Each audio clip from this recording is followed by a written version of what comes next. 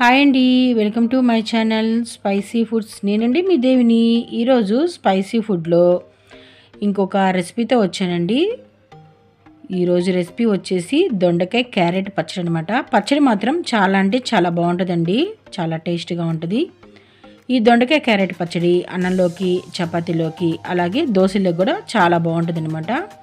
ముందుగా దొండకాయ పచ్చడి కోసం కావలసిన పదార్థాలండి. ముందుగా దొండకాయలు తీసుకున్నాను, వాటిని చిన్న చిన్న ముక్కలుగా కట్ చేశాను. క్యారెట్, అలాగే పచ్చిమిరపకాయలు, తగినంత ఉప్పు, నూనె, ధనియాలు, జీలకర్ర, వెల్లుల్లి, కరివేపాకు, చింతపండు, కొత్తిమీర, తాలింపు గింజలండి. ముందుగా ఇంకా స్టవ్ మీద ప్యాన్ పెట్టుకొని కొంచెం నూనె వేసుకున్నాను అనమాట.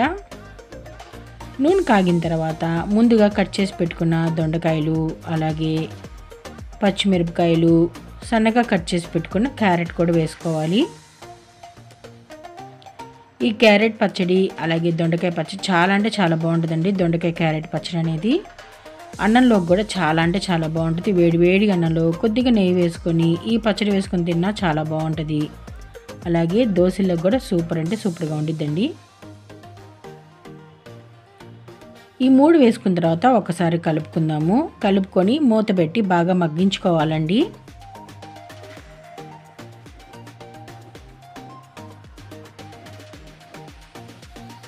ఇంకొంచెం నూనె వేస్తున్నాను అనమాట. ముక్కలన్నీ బాగా మగ్గాలి కాబట్టి మూత పెట్టి బాగా మగ్గించుకుందాము.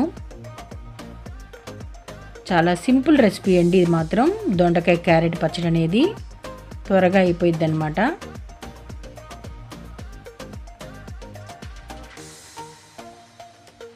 మూత పెట్టి బాగా మగ్గించుకుందామండి. ఇప్పుడు కొద్దిగా మగ్గిన తర్వాత ఇవన్నీ దొండకాయలన్నీ పక్కకి నెట్టిన తర్వాత నేను కొద్దిగా ధనియాలు, అలాగే జీలకర్ర కూడా వేసుకుంటున్నాను. కొంచెం నూనె వేసుకుంటున్నానండి.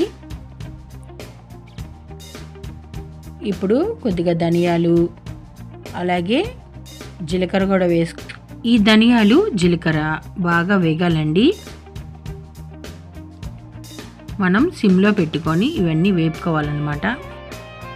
హైలో పెడితే మాడిపోతాయి కాబట్టి సిమ్లో పెట్టుకొని వేపుకోవాలి.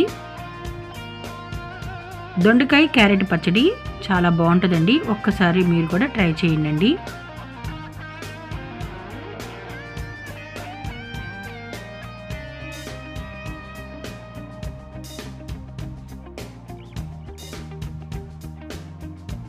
ఈ ధనియాలు, జీలకర్ర కూడా బాగా వేగిపోయినాయి కాబట్టి ఇప్పుడు కొద్దిగా చింతపండు వేసుకుంటున్నాను. అంటే ఒక రెబ్బ చింతపండు వేసుకొని ఒక్కసారి కలుపుకుంటున్నాను. సన్నగా కట్ చేసి పెట్టుకున్న కొత్తిమీర కూడా వేసుకోవాలండి.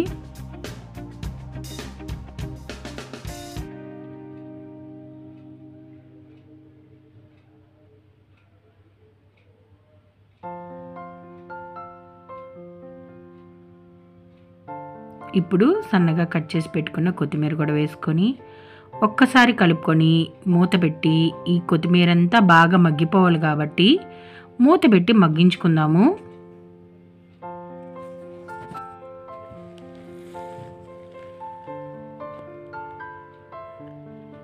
ఇప్పుడు చున్నులపై రెబ్బలు కూడా వేసుకుంటున్నాను. ఇది చల్లారిన తర్వాత ఒక మిక్సీ బౌల్లోకి తీసుకొని తగినంత ఉప్పు వేసుకొని కొంచెం కచ్చాపచ్చాగా నూరుకున్నానండి. అంటే కొద్దిగా మెత్తగా కాకుండా కొంచెం బరగ్గా రుబ్బుకోవాలన్నమాట. ఇదంతా ఒక బౌల్లోకి తీసుకొని ఇప్పుడు పచ్చడికి తాలింపు అనేది పెట్టుకుందాము. స్టవ్ మీద ఒక ప్యాన్ పెట్టుకొని కొద్దిగా నూనె వేసుకున్నాను.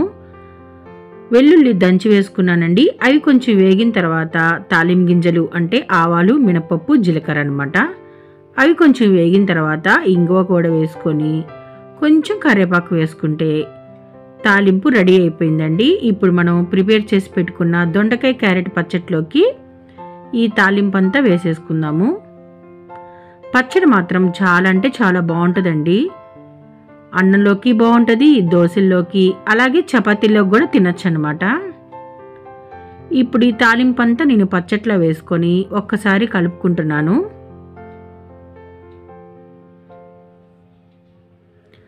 సన్నగా కట్ చేసి పెట్టుకున్న కొత్తిమీర కూడా వేసుకుంటున్నానండి. అంతేనండి, దొండకాయ క్యారెట్ పచ్చడి రెడీ అయిపోయిందనమాట.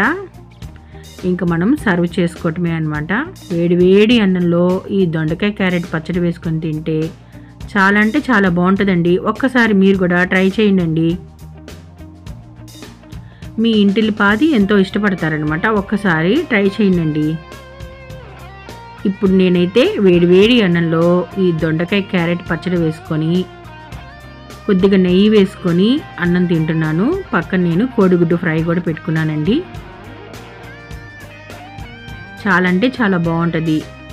మీకు కనుక నా వీడియో నచ్చినట్టయితే లైక్ చేయండి, షేర్ చేయండి. మీ ఫ్రెండ్స్కి నా వీడియోని ఫార్వర్డ్ చేయండి. నా ఛానల్ని సపోర్ట్ చేయండి. ఇంకొక మంచి వంటతో మీ ముందుకు వస్తుంది మీ దేవి అండి. ఓకే అండి, బాయ్.